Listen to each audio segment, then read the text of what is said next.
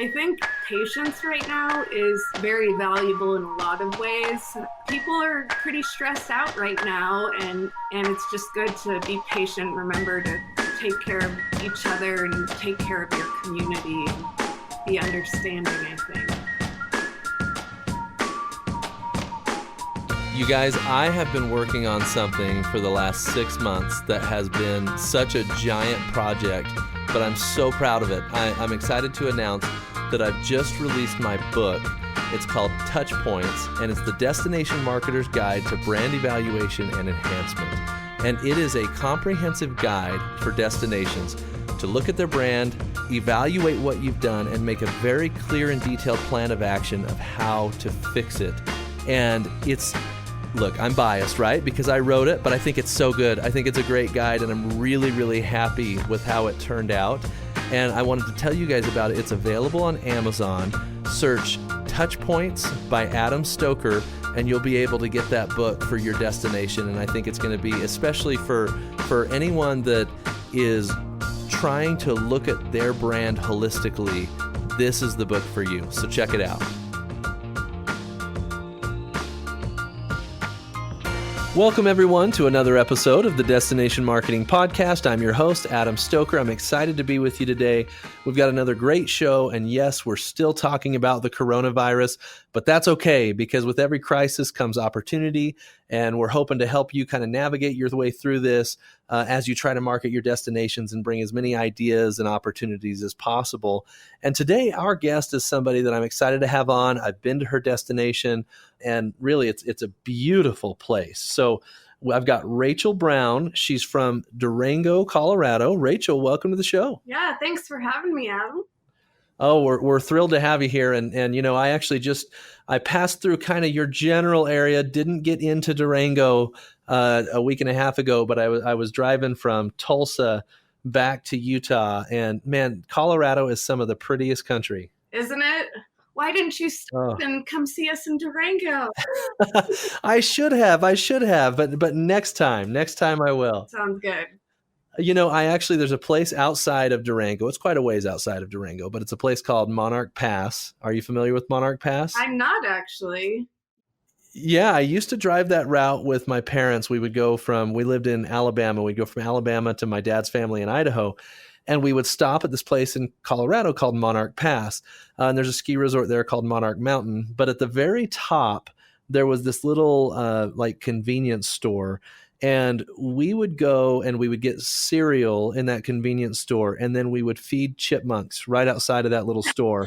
And the chipmunks would walk down and they would eat the cereal out of our hands.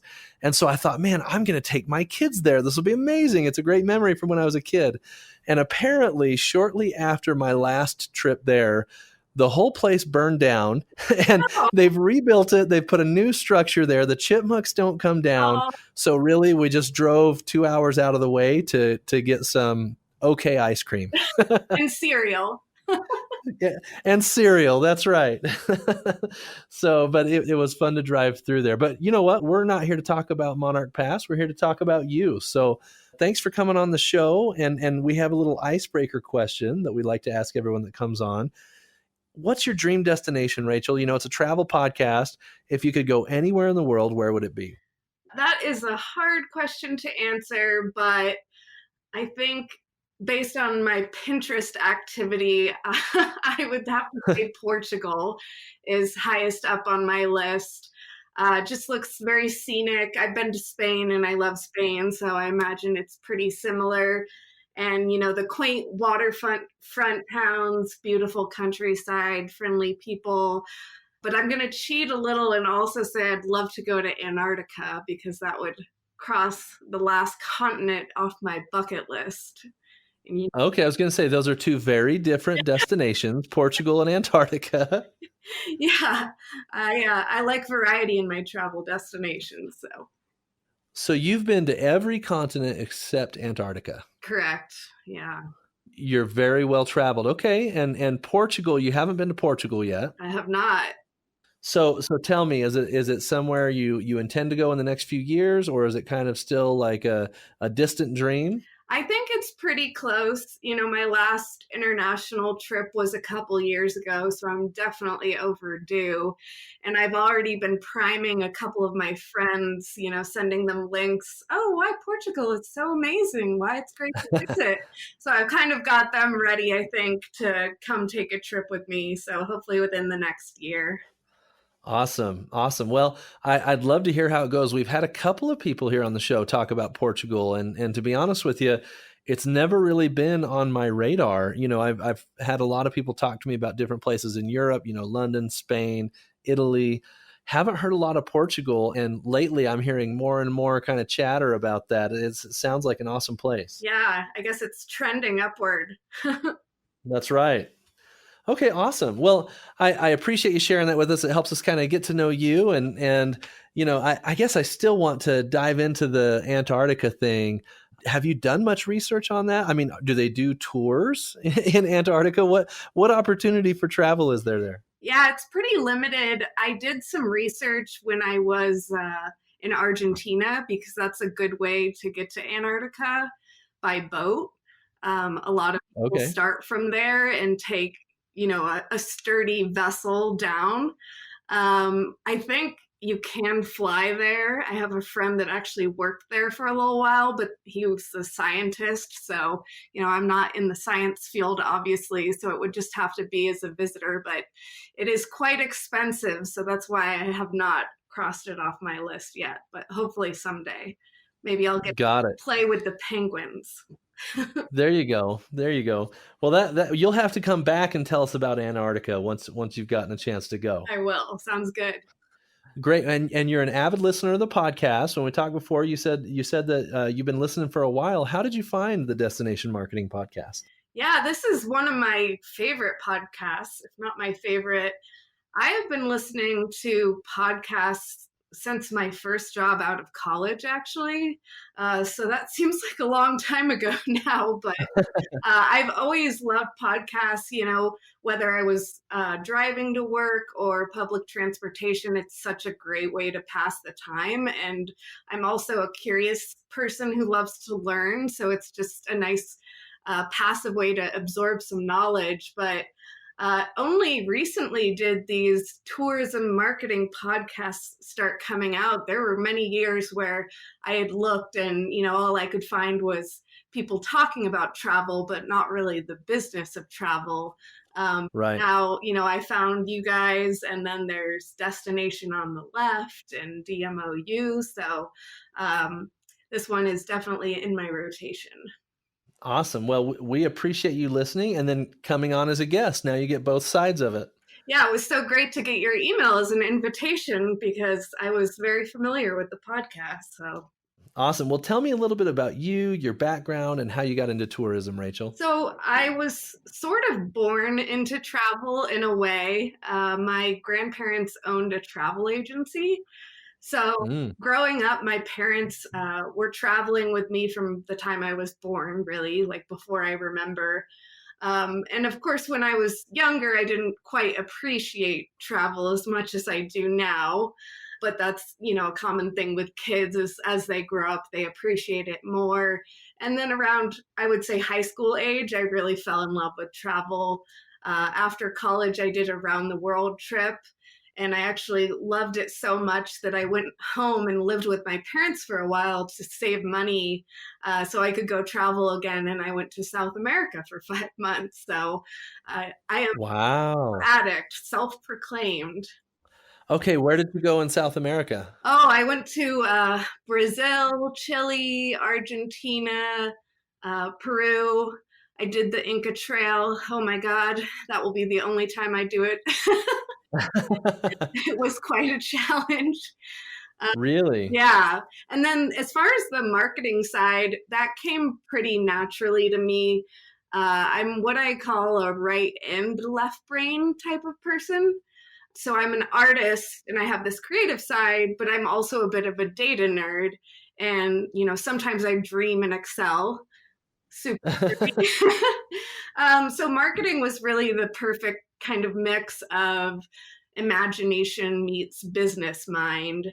So, I worked at a tech startup, I did the ad agency thing, and then really found my passion once I landed at Visit Oakland, which is the DMO for Oakland, California. It was the Right. perfect mix of that love of travel and the marketing minded uh, activity. So I was there for a little while. Then I went to visit Fisherman's Wharf, which was where I was last. So that's in San Francisco. And I was actually there for 6.5 years. I loved it there. And I decided, though, that I was visiting nature every weekend. And I was like, well, why don't I live in nature and visit the city instead of the Yeah. other way around? And I had been to Durango before. I knew I wanted to run a small to medium sized DMO, and I found this job and remembered loving Durango. So I gave it a shot. And after the Hunger Games like interview process, I passed the test somehow. So I've actually been here since November. So I'm still relatively new. I'm going to ask you to go deeper on the Hunger Games type interview process. I don't know that I've ever heard an interview process described that way. I thought you might. So they flew me out for a couple days. Prior to that, obviously, there was a phone interview and a written project. And then I fly out, and there's a reception for the 5 candidates. So we're all in a room mingling with the tourism community. And then the next day was a solid, I want to say, 8 hours of panel after panel. It's what they call an assessment center type interview. So a lot of Okay. governments use that type of model. But the first part was the most interesting because they put the 5 of us up at the front of the room on stage while 40 people in the audience watched, and we had to do a group project together while everyone watched. Oh my goodness. Okay. So that was, needless to say, kind of awkward. But, I will say it really does bring out people's true nature, that kind of situation. It shows their true colors. So, That is fascinating. I think, we'd have to work pretty hard to find 40 people to sit in the audience, but it sure would be interesting to do all my interviews like that. it would bring out a different side of people for sure. So, well, that's really interesting. And you went to Durango, and Durango is in kind of the southernmost part of Colorado, right? Right. Southwest Colorado. Hmm. Well, tell me a little bit about your destination. Oh, well, it's, as you mentioned earlier, absolutely beautiful. I call it a sweet spot because it's right at the border of beautiful snowy mountains, pine trees, forests, and desert. So you can, in the winter, go skiing in the morning and then go mountain biking in the afternoon. So it's Oh, wow. an outdoor adventure lover's destination. It's got a little bit of the Old West flair, which is fun, a very cute downtown. And then we also have the Durango and Silverton Narrow Gauge Railroad, which is a popular attraction, as well as Mesa Verde National Park. But it's just a beautiful place to live. And I also think it's a sweet spot as far as mountain towns go, because with mountain towns, I feel like typically you're either on one end of the spectrum and it's a little bit, run down, maybe doesn't have as much industry anymore, or you're on the other end and you're this super posh luxury resort mountain town. And Durango is this nice sweet spot in the middle where it's thriving and bustling, but not pretentious or putting on airs. So Yeah. very happy I ended up here.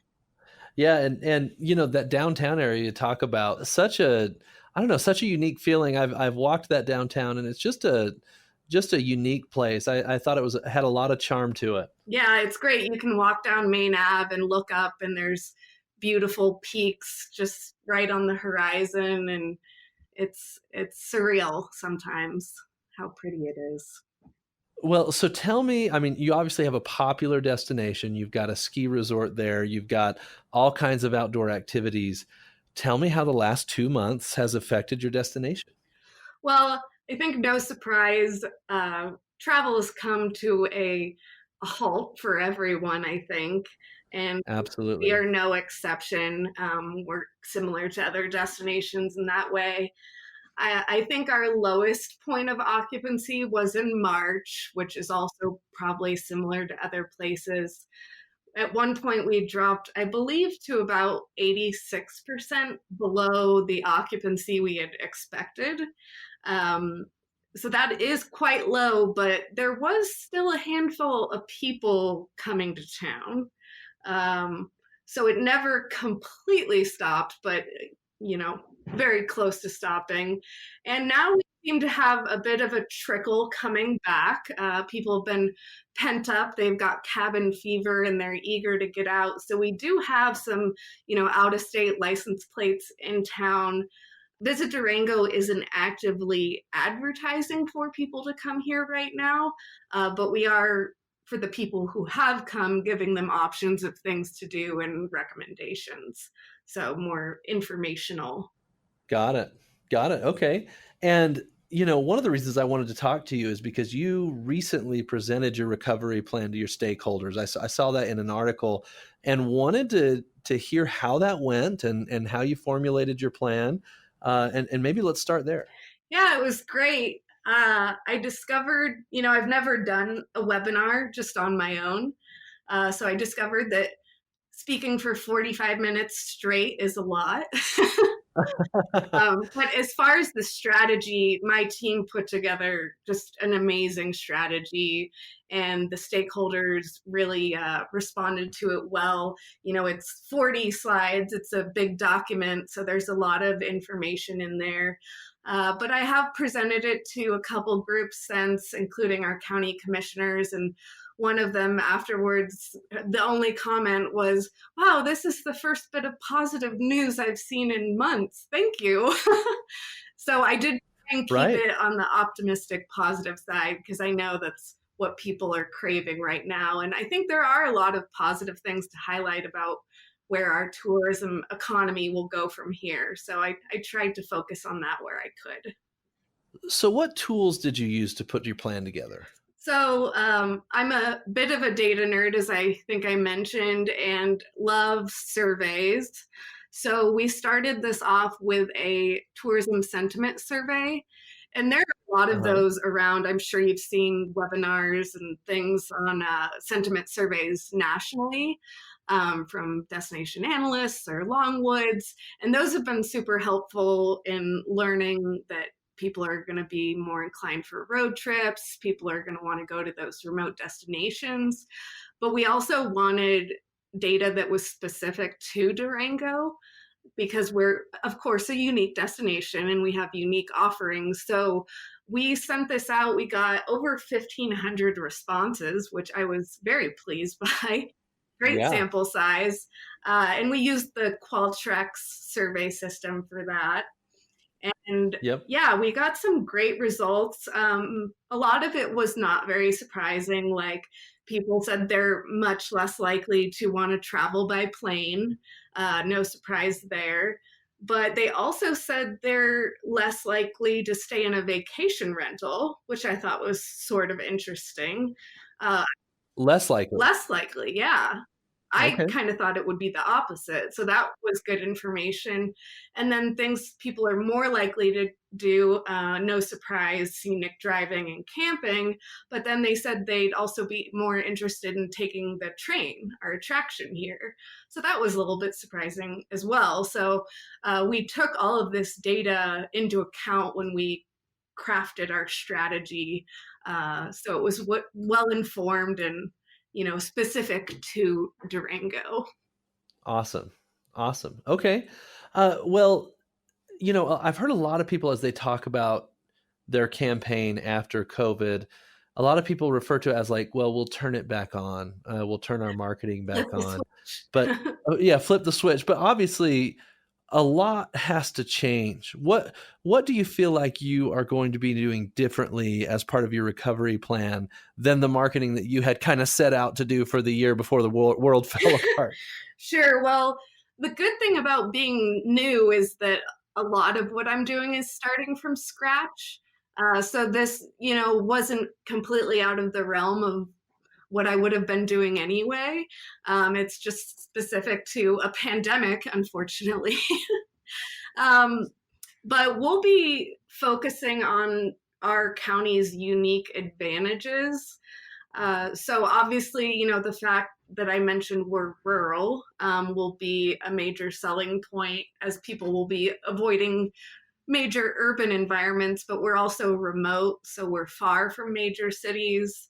We're affordable. As I said, we're kind of in that sweet spot in the middle. We're a year-round destination. We're primarily a domestic drive market, so the fact that there will be international travel regulations or the fear of flying, that will be helpful. And then we're also a very friendly town. We're one of those kind of idyllic, friendly small towns where people wave to each other as they pass by in their car. Yeah. And I think, I've heard of other destinations where people are getting a bit aggressive towards out of towners, and Durango is nothing like that.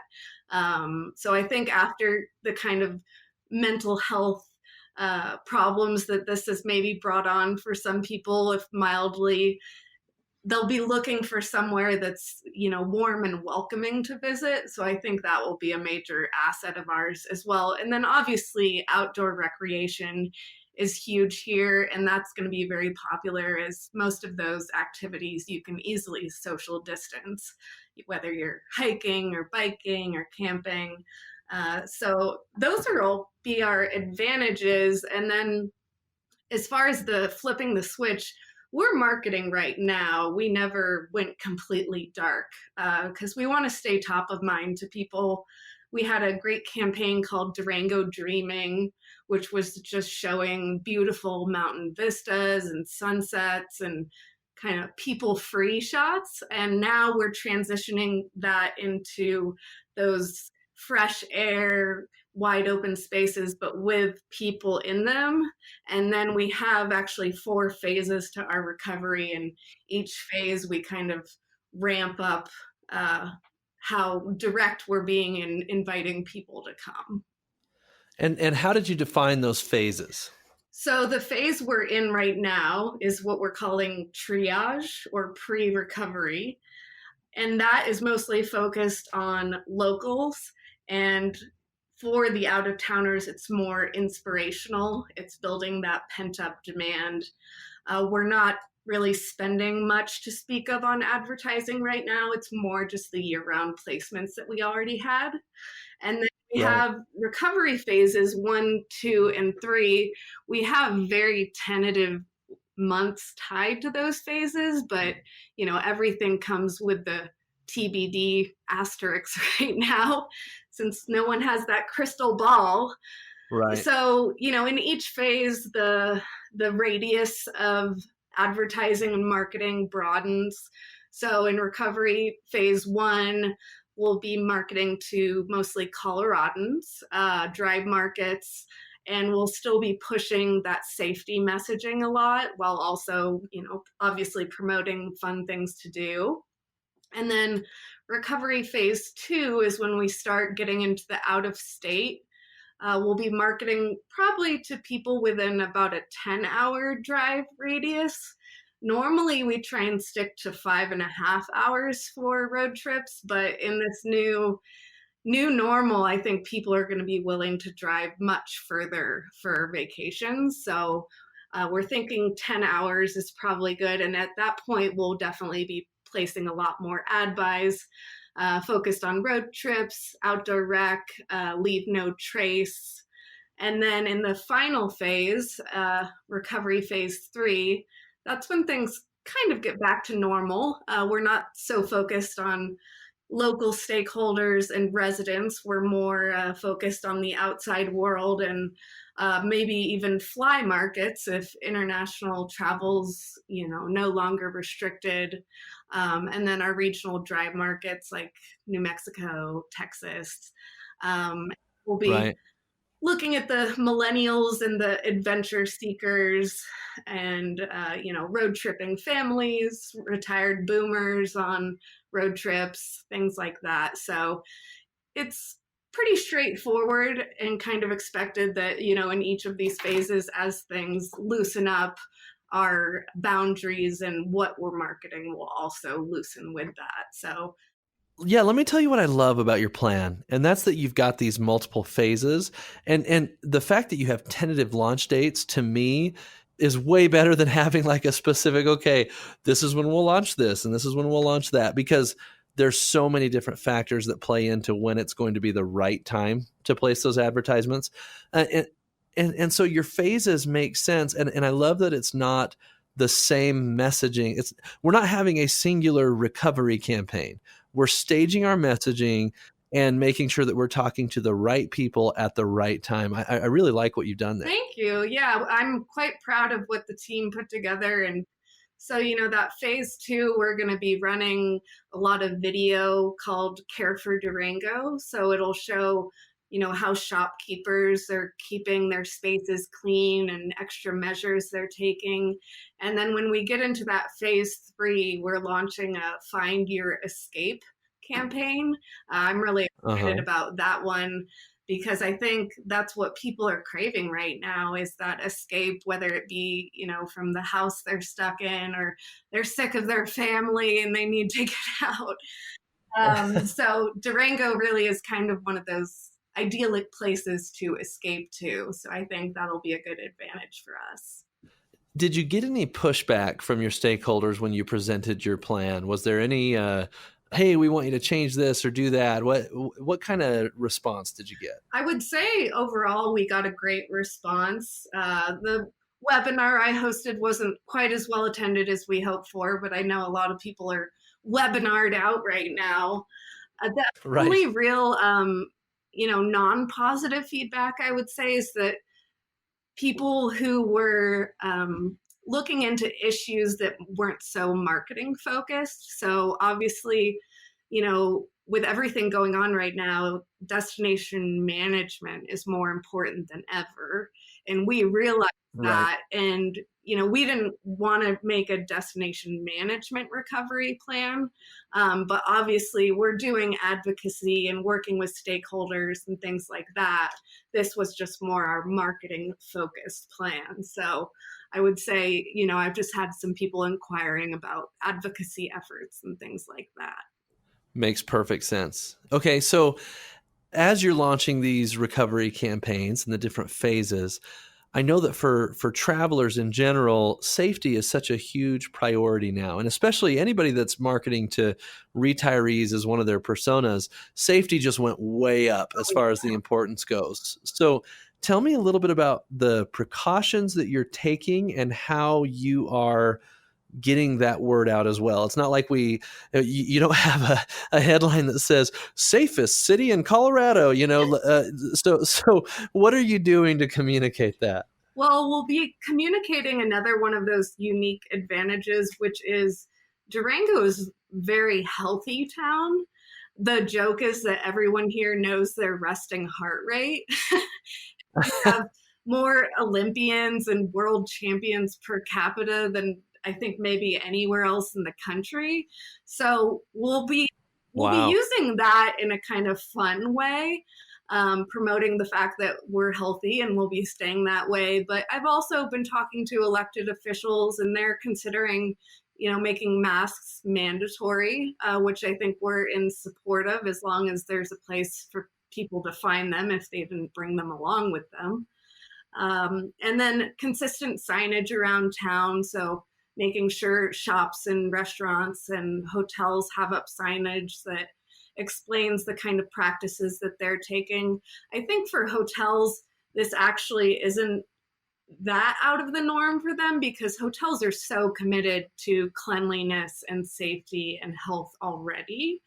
of course, they're taking extra measures right now, but for the other businesses like shops and restaurants, I think just communicating what they're doing and then ideally enforcing it in a friendly way.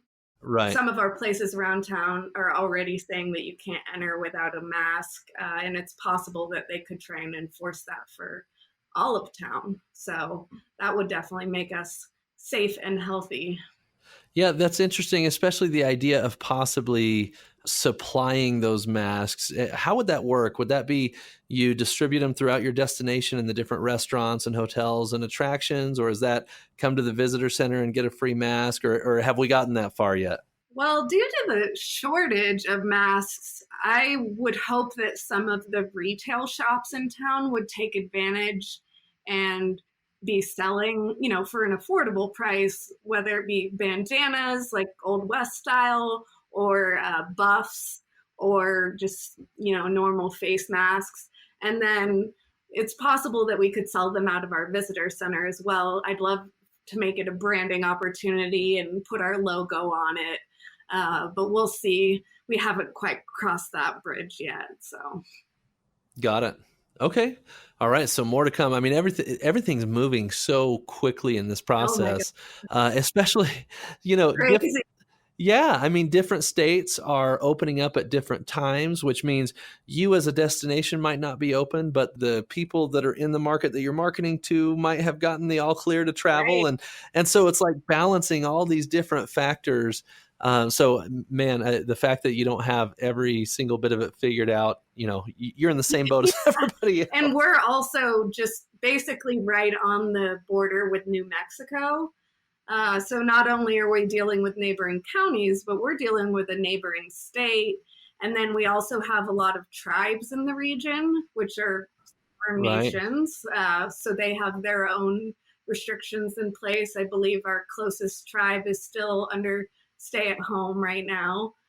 So there's a lot to balance. I would love it if we could have some more consistency throughout the country, but I also understand why that's hard to achieve. So, Totally.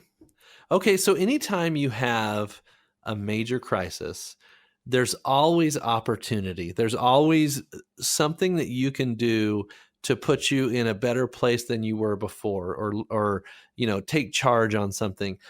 Do you see any opportunities like that for Durango? I think there's always opportunities to at least give back in a crisis. Coming from the Bay Area, San Francisco, quite close to all the fires that were in Northern California.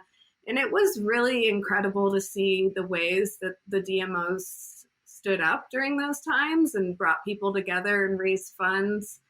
Right now, Visit Durango actually was part of a partnership that formed. It's called the La Plata County Economic Recovery Task Force. That's quite a Oh, mouthful, but it's elected officials, people that work at the city, our chamber, our business improvement district, all those major business groups coming together and strategizing ways that we can bounce back from this quickly. So there's a website for that.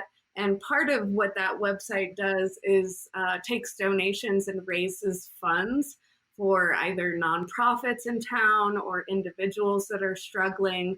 So, raising funds is one of the obvious ways that I think we can help out. But then just those general partnerships and strategizing with the community, I think it's really incredible to see how, leadership stands up in a time like this and who really comes to the forefront and takes charge. And, I think in such a tourism heavy community like Durango, Visit Durango has definitely been able to help out and take that role. yeah. It sounds like you've really been able to strengthen your relationships with your stakeholders through this process. Definitely. Yeah. I was relatively new to town and I was still in the process of doing the rounds and meeting people. And then coronavirus happened and now I've met everyone on Zoom. Hopefully I'll get to shake their hand someday. But isn't that funny? It would have taken you months to actually go visit each of these people and see them in person.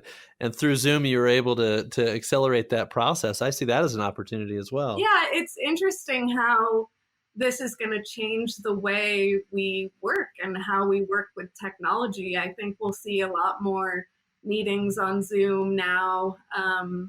And, instant messaging is on the rise. So it's been an adventure for sure. And then also, we have those unique advantages I mentioned.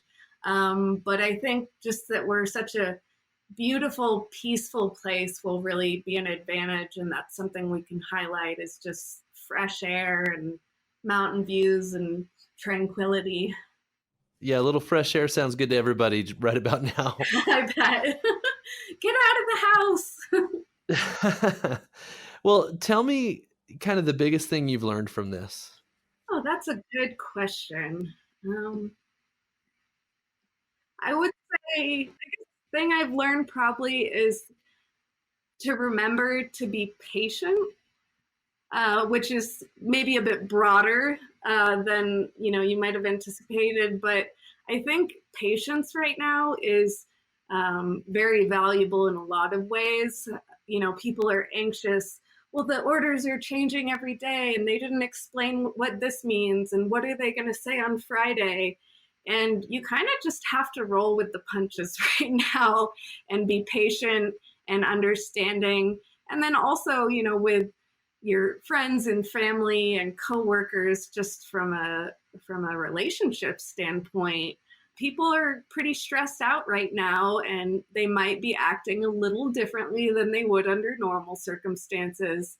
And it's just good to be patient, remember to take care of each other and take care of your community and be understanding, I think.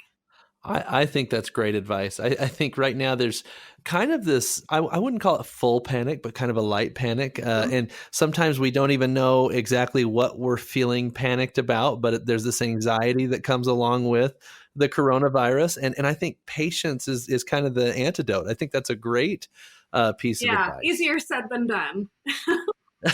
Totally. Well, Rachel, this has been great. Is there anything I haven't asked you that you feel like would benefit our audience? I would say if you're considering traveling somewhere, you might want to check on the destination's actual website, because there's a lot of mixed messaging out there around, what states are off limits or what regions are, not visitable. And I think if you go directly to the source, you're more likely to find the real answer. So I guess that would be my recommendation, is that as people are planning their travel right now, because they're excited to get out of town, just to make sure from the destination perspective that they're getting the right info. Well, and then as a destination, make sure that all your info is updated on your website correctly, right? Ideally above the fold on your website. Absolutely. Well, Rachel, this has been fun. Thanks for coming on with us today. Yeah, thanks so much for having me. It's been great to be a guest on one of my favorite podcasts. Well, thank you. These endorsements, not even paid. That's awesome. Thank you. I swear I wasn't bribed. That's right. Well, thanks again for coming on. Yeah, thanks for having me. Have a good one. You too. This has been another great episode of the Destination Marketing Podcast. Thanks, everybody, for listening. As you're working on those recovery campaigns, I hope we were able to provide some valuable insight today, including kind of a phased approach to your recovery. And don't get so caught up in having to have an assigned date to every single launch of every phase. Patience, let's kind of have the plan, but then be prepared to launch it according to the circumstances that are out there. But thanks everybody for listening, and we'll talk to you next week.